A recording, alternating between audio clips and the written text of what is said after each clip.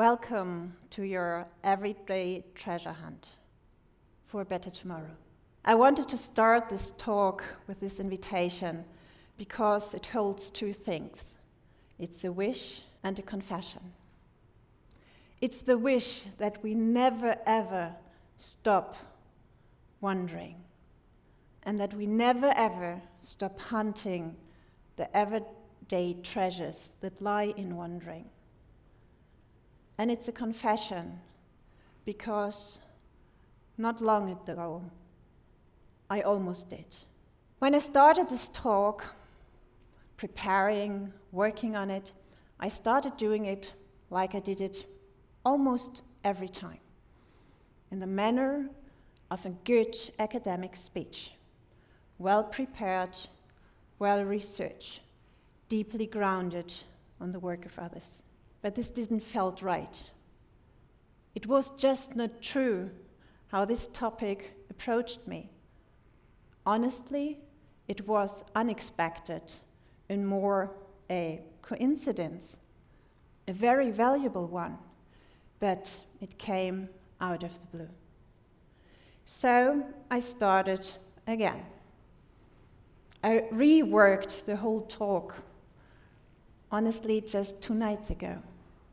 I deleted all my slides, and I started working in a way I haven't done for decades.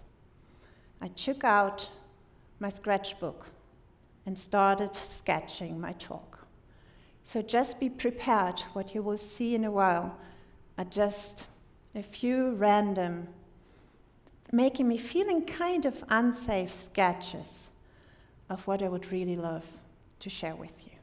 My name is Birkner, and I do believe in the magic that happens when people dare to grow together beyond themselves. As a professor of entrepreneurship education, I have the wonderful duty to explore, be it research or lecturing, the curious and courageous attempts to foster innovation.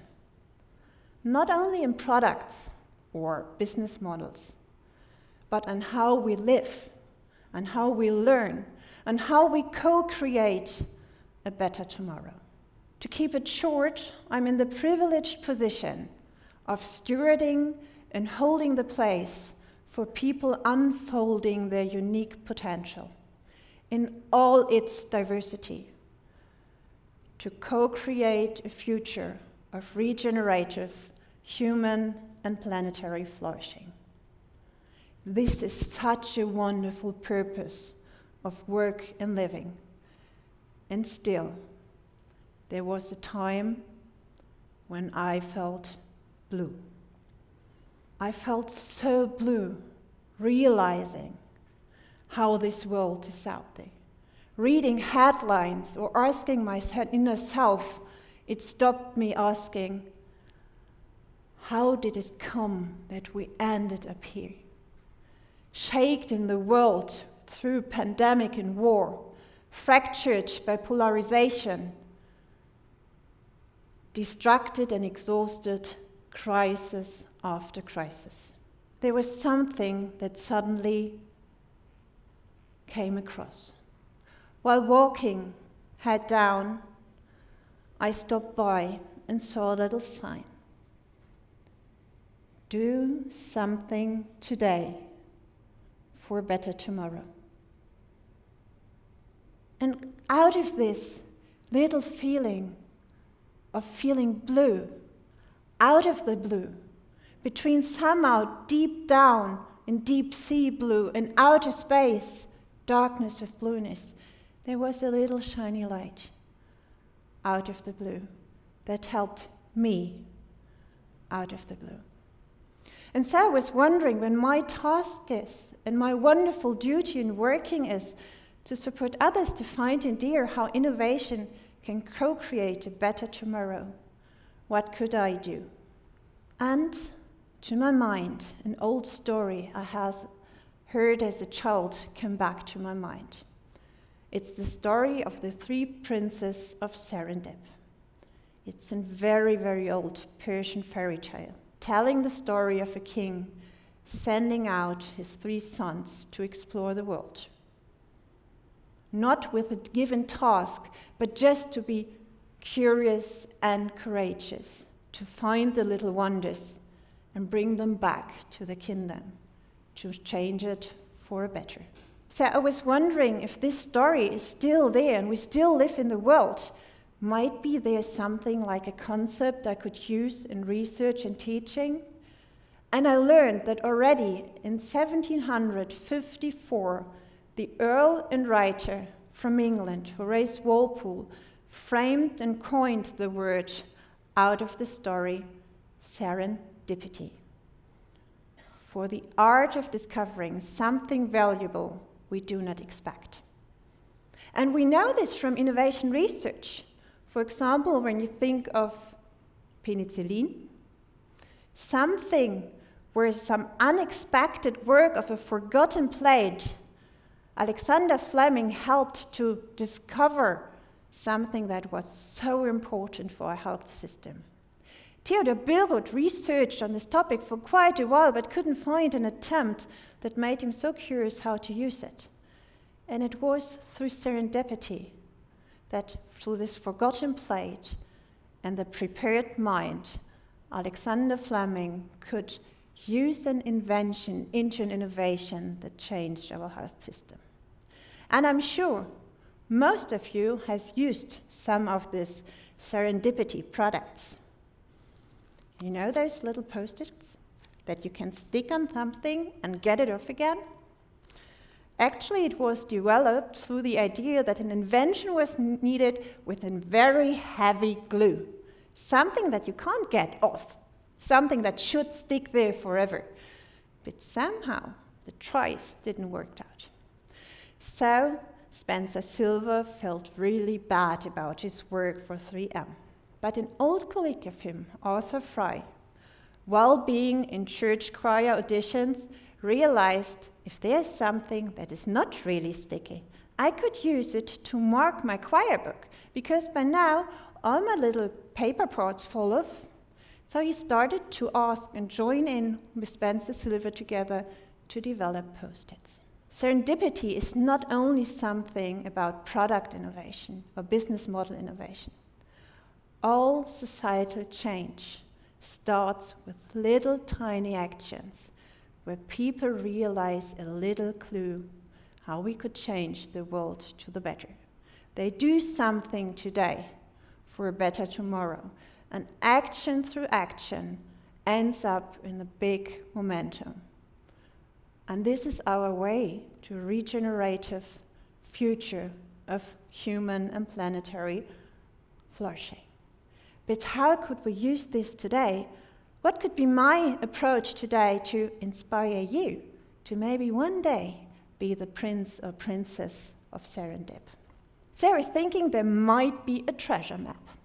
Because if we think of everyday treasures of serendipity, might there be a treasure map I can draw for you so that you can just follow point by point to find every day something for a better tomorrow? So I was thinking, sitting on my desk, and I realized that at my desk lamp there's still this little sign and quote from my own study time saying, "I'm still in a science, but on a higher level." Sadly enough, I do not remember where I found this quote. And I can't even remember who said it, because whilst researching for it, I couldn't find it back. But it reminds me that it's okay to not know yet, that I just need to keep looking for something that could bring me on the next higher level. So this made me wonder if this treasure map isn't something we could draw on paper or print on something, but it's more an inner treasure map of our own attitude, of our willingness to work for a better tomorrow, to do something little today for a better tomorrow. And I was wondering, being an entrepreneurship educator, what I could do to integrate this in our study program. So we started something that we call the Tu was Gutes Challenge, the Do-Goodery Challenge. So with every term, we ask our students from the Team Academy program to venture into the city. they have a limited time of not more than 3 hours. They don't get any money, they don't get any infrastructure, they are just on themselves. We ask them to look for those little clues that might be a little moment of change that day for a better tomorrow. And when they come back, we share what they learned. And findings as failures are the same good and important. So we celebrate whatever happened that day, because all of those was a little shiny moment out of the blue for the outside. But for them, it was a distinct approach of noticing a little clue, naming it with a distinct approach, and nurture it to what they did within the 3 hours. So we kind of developed an inner map, an inner treasure map, to have those little moments of serendipity. So while I was thinking back on this treasure map, I was thinking, if we do have this challenge, and if being stillness science but on a higher level, what could be an approach that you all become the prince and princesses of serendip? And what I realized term by term is that those 3 first-hand thought of random steps of notice it, name it, and nurture it are not random at all. They are a certain logic of looking into the future and being courageous enough to try it, because you can't prove the future. It's the idea of just try. So let me give you a bit of idea of what it means to just notice it. If someone comes to you and says, this might be a bit dumb, but you can be sure this person noticed something. Because feeling dumb means it doesn't fit into what the people think normally, what is tradition, what is used to. So this is the first moment, an attempt of change. So whenever you invite people to just be open-minded, courageous enough to just look for those little clues, they started their own first treasure hunt. And the first important thing is, if you notice something, you should start to share it, so it comes out of the blue and you don't feel any more blue. And the good thing is, if you name something, you bring it into life. Naming something, being it a nickname or a fun name or whatever, just putting it into some kind of living will help to share. And together you can start to work on this clue. If you see it anywhere else, but give it a name, bring the little clue of serendipity into life. And then there is 1/3 very important task you could do. It is to nurture it. Nurture it like a little child. Nurture it like a little plant. Understand what this little clue you just named needs to grow, so that what you did that day for a better tomorrow can be really something that will change our whole future. So the first thing of notice it, name it, and then nurture it is being aware that you have all you need to be one of those persons to foster the flourishing of a regenerative future. So how about all of us being the prince and princesses of serendip? Because, and I would like with what I started, I do believe in the magic that happens when people dare to grow together. And I know that all of you have this little prince and princess in your heart. So, happy hunting, all of you, for everyday treasures of serendipity out of the blue. Thank you.